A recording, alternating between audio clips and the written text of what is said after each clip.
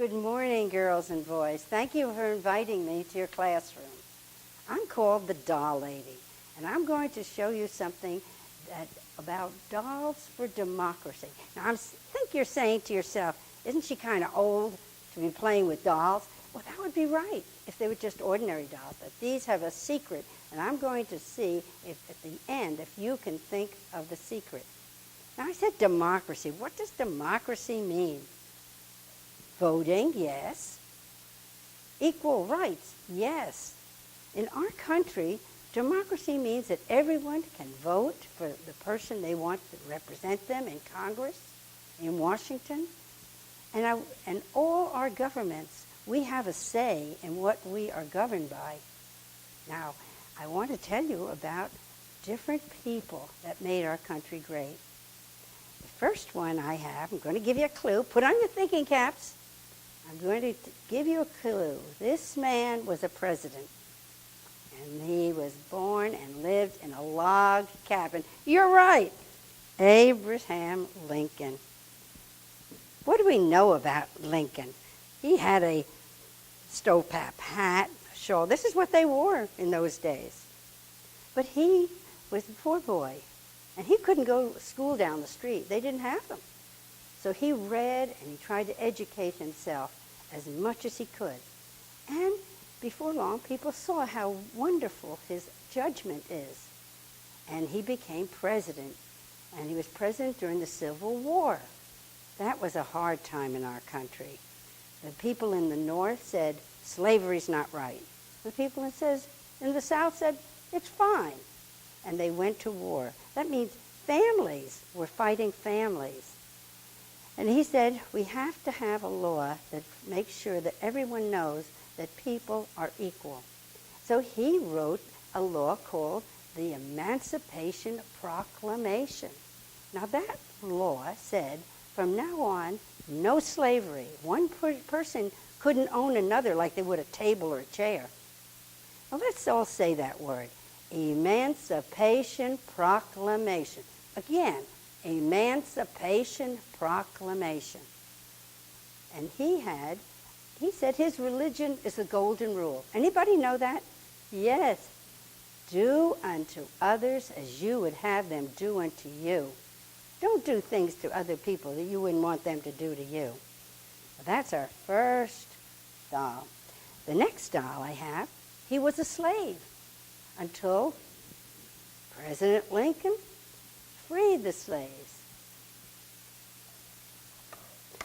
This is George Washington Carver. George Washington Carver was 6 years old when the Emancipation Proclamation freed the slaves, but he couldn't go to school because there was prejudice. There weren't any schools for black children. What's prejudice? Well, that means making up your mind about a person just because the color of his skin or he goes to a different church. That's prejudice. Well, this man loved growing things. His name was George Washington Carver. Now, he is a botanist. See the test tube in his hand and the flowers? He was a scientist of plants. And he went to school. He put himself through school. He did laundry, washing and ironing in order to keep himself in school. And then he went to teach in a famous university in the South, Tuskegee. And he was so smart. The people then were farming peanuts. And they said, well, what are we going to do with peanuts other than peanut butter?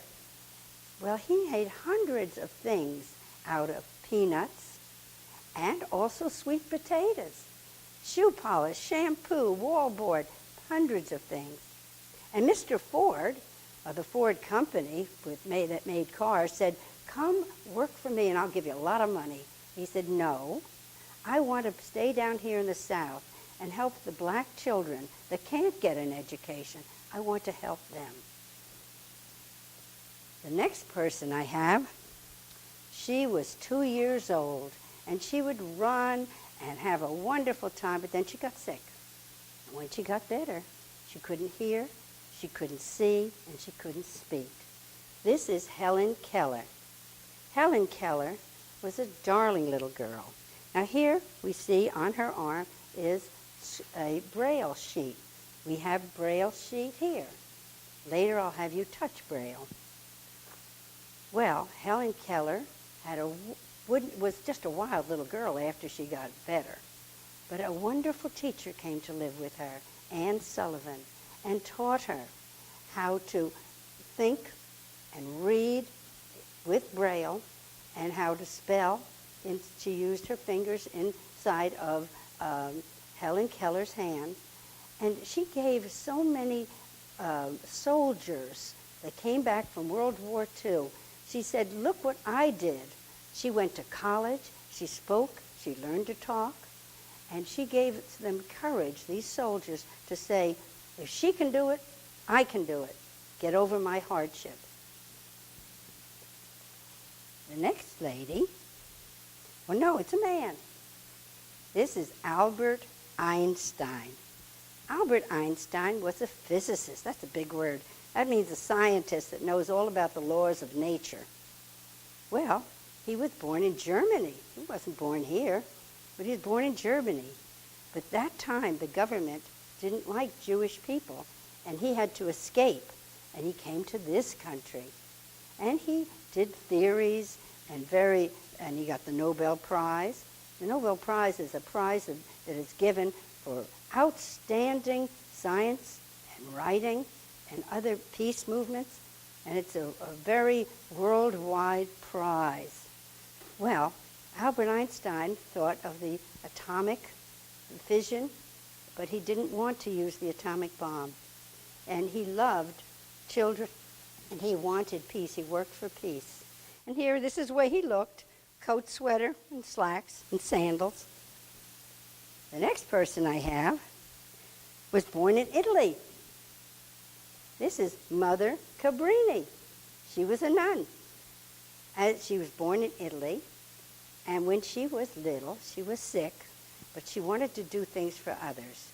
And in Italy, she became a nun of the Catholic order, and she helped start hospitals and orphanages. And then the Catholic hierarchy said, you know, go to America. There are a lot of immigrants there that need your help. What's an immigrant? Someone from another country that comes here to live. In fact, we're all immigrants. The only one that's really not an immigrant is the Native American Indian.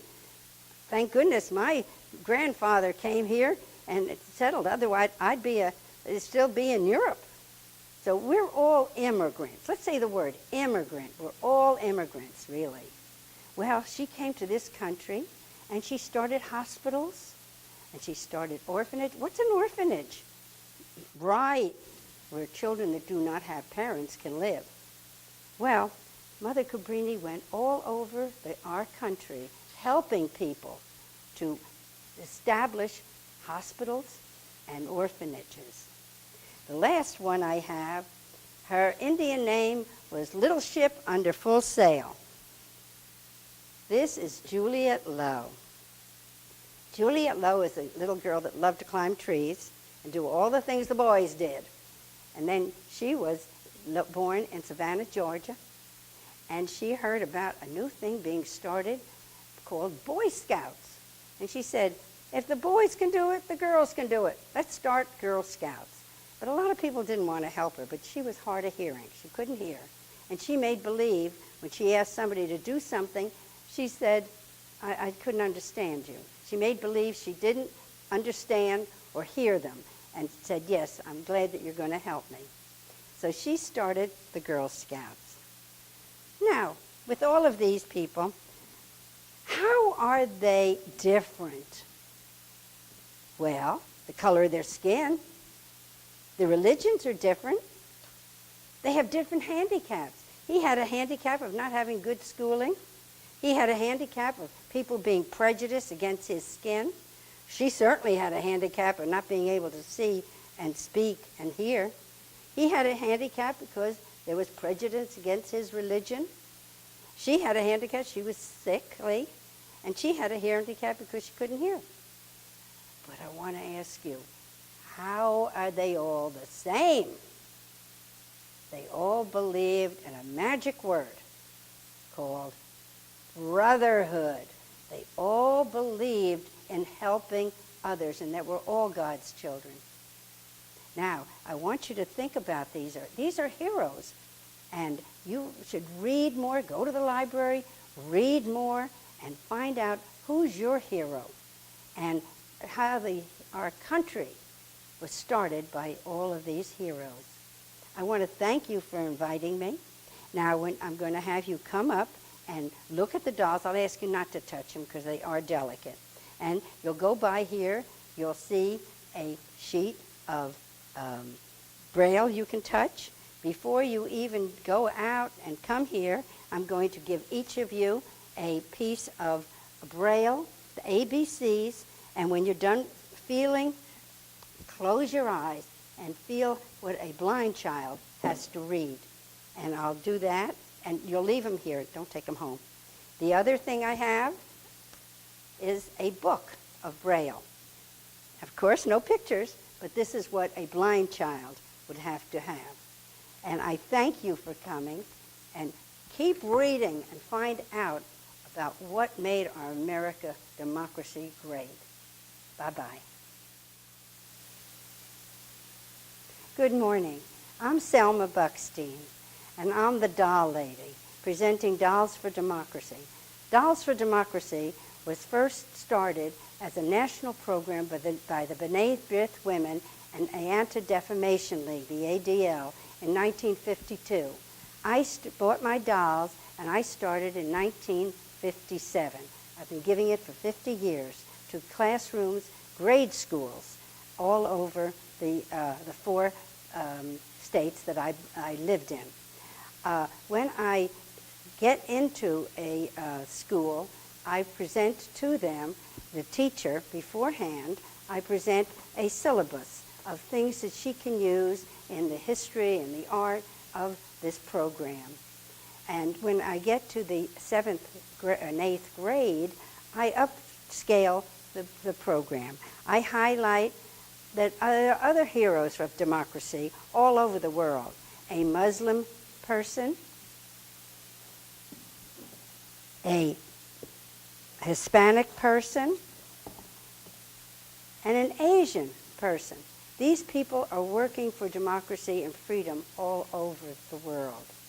Now, we are having a problem in that I am the last, as far as we know, the last person in the country that is giving Dolls for Democracy.